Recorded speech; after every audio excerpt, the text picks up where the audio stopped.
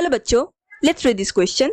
The question says, development of zygote depends on option A, type of life cycle of organisms, option B, environment it is exposed, option C, both 1 and 2 या option D, none of the above. यहाँ पे question में बता रहे हैं कि zygote का development किन फैक्टर्स पे डिपेंड करते हैं.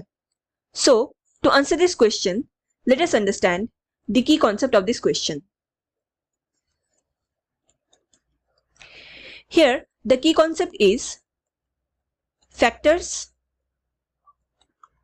affecting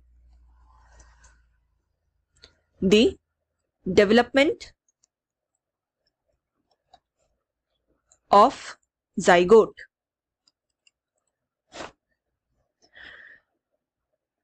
Now, जो टू मेजर फैक्टर्स होते हैं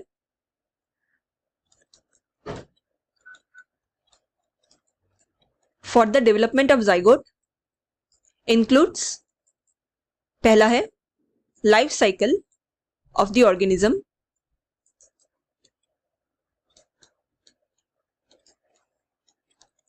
and दूसरा है environment, वो किस environment में रहते हैं उस पे भी zygote का development काफी डिपेंड करता है.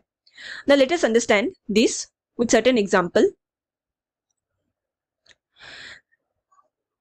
जैसे कि हमें usually in algae and fungi में देखने को मिलते हैं कि जब भी कोई हार्श या अनफेवरेबल कंडीशन आता है तो अपने सर्वाइवल के लिए ये जाइगोट के चारों ओर थिक वॉल बना लेते हैं. ये thick wall it is resistant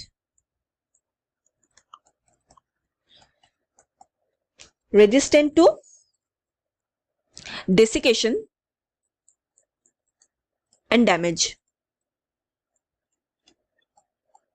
मतलब अगर सपोज एक ड्रॉट कंडीशन हुआ जहां पे वाटर का अवेलेबिलिटी एकदम कम है तो उस केस में ये थिक वॉल बना लेते हैं जिससे वो डेसिकेशन से बच पाते हैं, मतलब सूखा नहीं पड़ जाता एंड किसी तरह का भी डैमेज से ये खुद को सर्वाइव कर लेते हैं.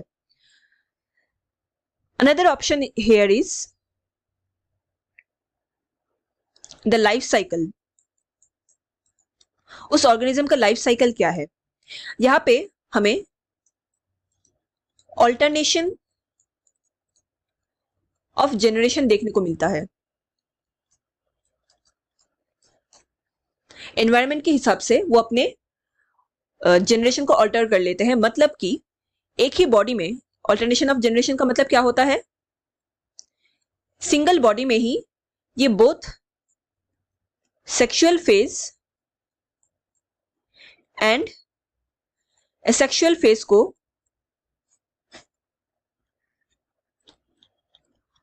ऑल्टरनेटिवली चेंज कर सकते हैं या अप्लाई इसको यूज कर सकते हैं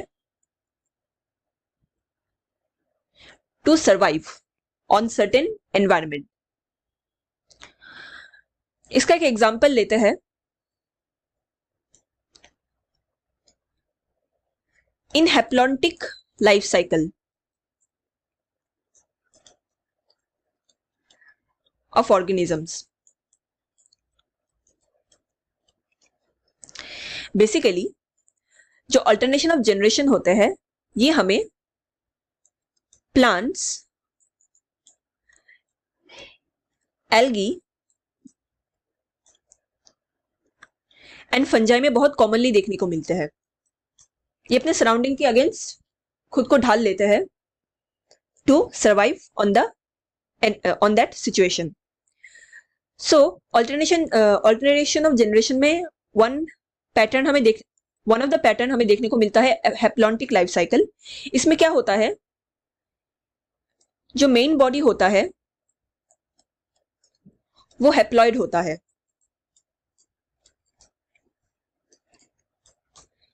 इस हैप्लॉइड बॉडी को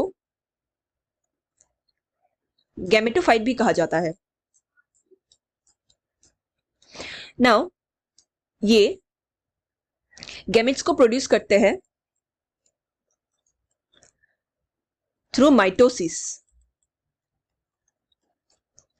सो इसका हैप्लॉइड बॉडी भी N है एंड माइटोसिस करने के बाद जो गैमेट्स फॉर्मेशन होंगे वो भी N होंगे। तो ये गैमेट्स क्या करते हैं आफ्टर फर्टिलाइजेशन,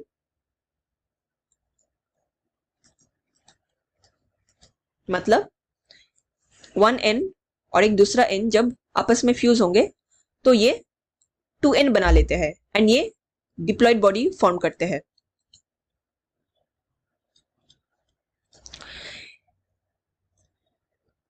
ये हैप्लॉइड बॉडी से डिप्लॉयड बॉडी तक का जर्नी को इसको गैमेटोफाइटिक फेज कहते हैं।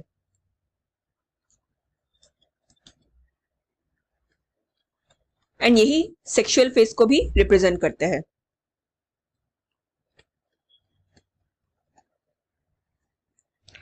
नाउ जो डिप्लॉयड बॉडी फॉर्म हुआ after fertilisation,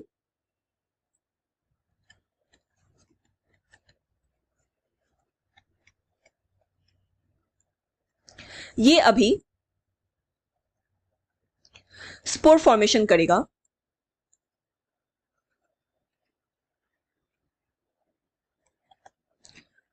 through meiosis and 4 spores को फॉर्म करेगा एंड मियोसिस के बाद जो डिप्लॉयड लेवल था 2N, ये N में कन्वर्ट हो जाएगा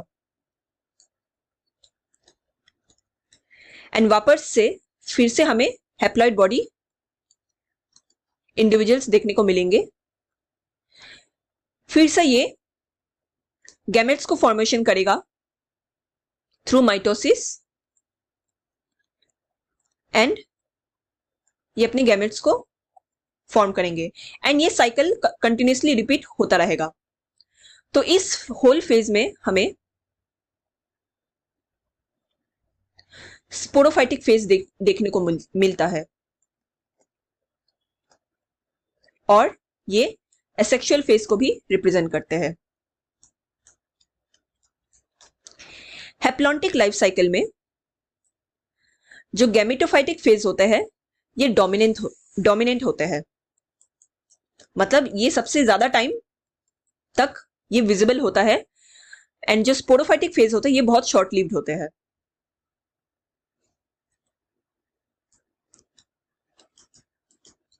सो यहाँ पे डोमिनेंट फेज बॉडी होते हैं गैमेटोफाइटिक बॉडी। तो हम देख सकते हैं कि सिचुएशन के हिसाब से जो ऑर्गेनिजम्स है ये दोनों ही लाइफ साइकिल मतलब sexual and asexual life cycle को अडेप्ट कर लेते हैं। हेंस द करेक्ट ऑप्शन और answer here is both 1 and 2, that is option C, मतलब type of life cycle of organism and environment दोनों ही फैक्टर डेवलपमेंट ऑफ जाइगोट में effect करते हैं। Hope you understood it well. Best of luck.